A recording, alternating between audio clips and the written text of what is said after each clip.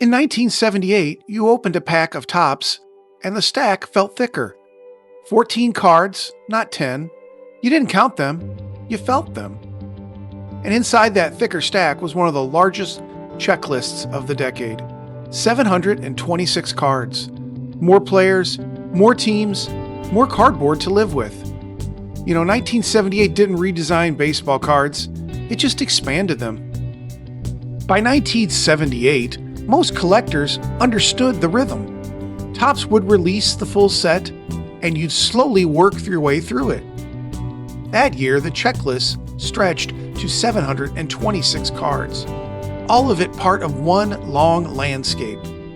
And as you moved through it, you started to notice how wide it felt. There were stars, of course, but there were also more bench players, more team cards, more names you hadn't quite memorized yet.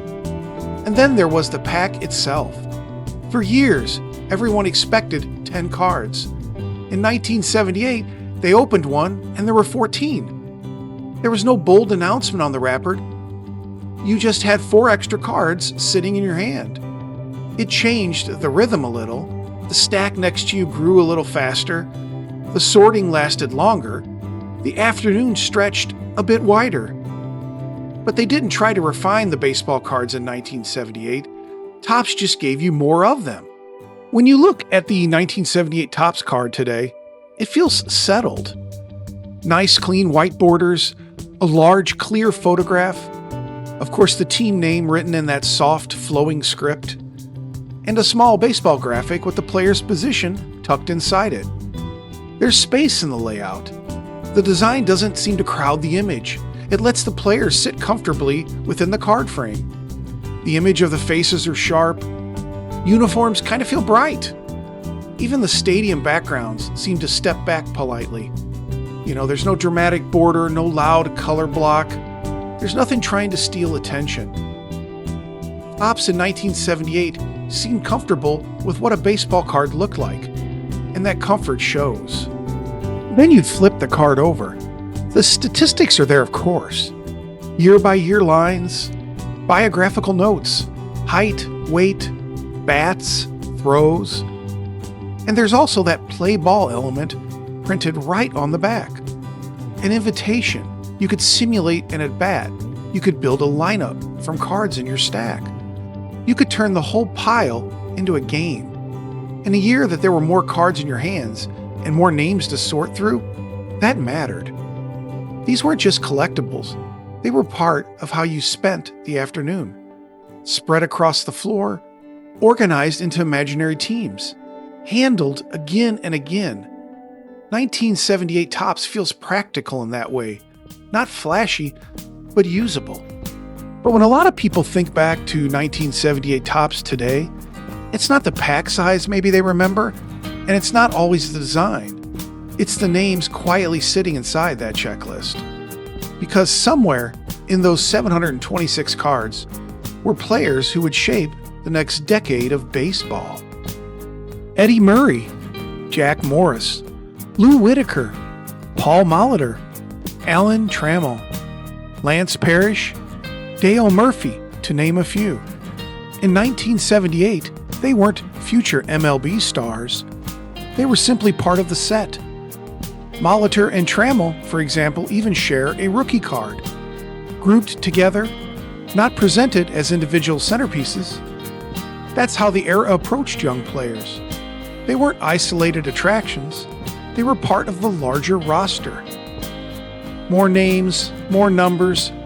Only later did those cards take on historical weight. At the time, they were just another piece of the very large 1972 TOPPS puzzle. And that's the part of what makes the set interesting. But believe it or not, that isn't the whole story.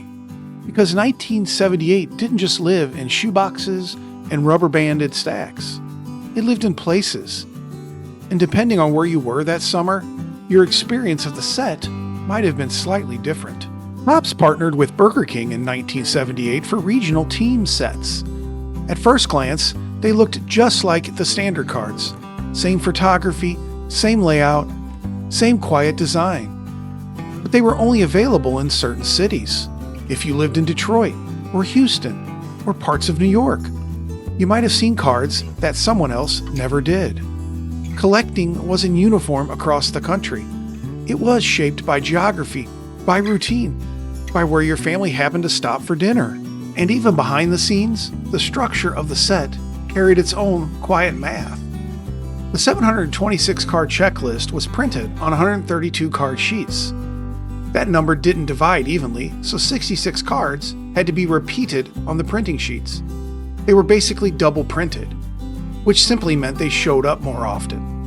Most collectors wouldn't have noticed at the time, but it's a reminder that every set is shaped not just by design, but by production decisions and by physical realities of ink and cardboard.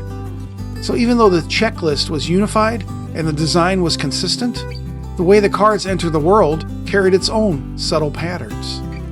So as you can see, 1978 TOPPS isn't defined by a dramatic design shift. It didn't rely on a bold visual experiment. It doesn't try to command attention. Instead, it offered abundance. A long checklist, heavier packs, clear photography framed by a confident, simple layout of the card. It feels like a company that understood what baseball cards had become and decided to simply make more of them. And for a kid in the summer of 1978, more was enough. Thank you so much for watching, and we'll see you next time as we once again go beyond the cardboard.